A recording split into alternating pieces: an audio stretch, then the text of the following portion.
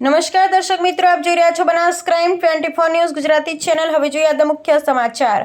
Deesa ST વિભાગ દ્વારા રાહદારીઓ અને મુસાફરોનો જીવ જોખમમાં મુકાતા શાંત તિરંગા ગ્રુપના સભ્યોએ એસટી બસો રોકી વિરોધ નોંધાવ્યો। ડીસા શહેરમાં વહીવટીતંત્ર જાણે ખાડે ગયું હોય તેવું દેખાઈ રહ્યું છે।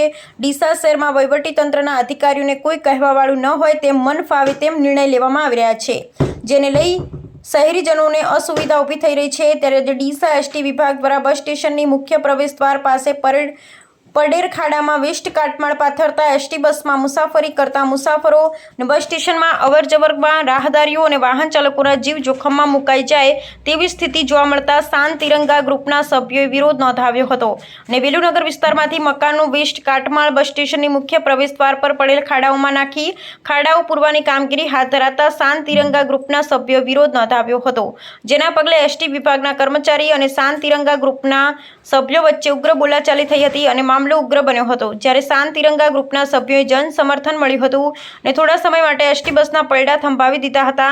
બાદમાં એસટી વિભાગ દ્વારા બસ સ્ટેશનના મુખ્ય પ્રવેશદ્વાર પર નાખવામાં આવેલી કાટમાળ હટાવી લેવાની ખાતરી આપતા મામલો થાળે પડ્યો હતો અને રાબેતા મુજબ એસટી બસોની અવરજવર શરૂ કરવામાં આવી, પરંતુ ડીસા એસટી બસ સ્ટેન્ડના મુખ્ય પ્રવેશદ્વાર પણ વર્ષોથી ચોમાસાની ઋતુમાં વરસાદી પાણી ભરાતા ખાડાઓ પડી જાય છે અને મુસાફરો અને વાહન ચાલકો સહિત રાહદારીઓના જીવ જોખમમાં મુકાઈ જાય છે।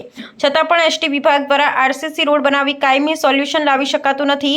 ત્યારે એસટી વિભાગની બેદરકારીના પગલે મોટી દુર્ઘટના સર્જાય તેની એસટી વિભાગ રાહ જોઈને બેઠું હોય તેવું દેખાઈ રહ્યું છે। ત્યારે દર વર્ષે ચોમાસાની ઋતુમાં પડતા ખાડાઓનું કાયમી નિરાકરણ લાવવામાં આવે તેવી શાંત તિરંગા ગ્રુપના સભ્યો દ્વારા પણ માંગ કરવામાં આવી હતી। અહેવાલ હરીશ ઠક્કર, ડીસા, બનાસકાંઠા। કરી છે એમના સ્ટાફે પણ એ ડેપો મેનેજરને એવું ફોનમાં કીધું છે મારી રૂબરૂમાં કે આ તો લોકો માટે જોખમકારક છે, પણ એ ડેપો મેનેજર બેન એ વસ્તુને કદાચ ગંભીરતાથી લેવા માંગતા નથી। થોડા સમય પહેલા કોઈ બોલતા હતા, એ કોણ હતા? કંડક્ટર? હા, એ કોઈ ડ્રાઈવર કે કોઈ કંડક્ટર હતા અને એ પોતે દાદાગીરી કરતા હતા કે લોકો કેમ રોકે આ રીતે, પણ એમના ડેપો મેનેજર આ જ્યાં સુધી ઉઠાવે નહીં, એમના ડેપો મેનેજરની જરૂર નથી, પણ લોકોના જીવનને જોખમ થાય એવી વસ્તુ ના ઉઠાવે।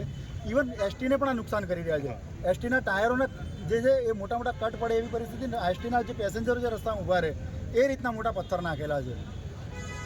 આ તમે જુઓ છો।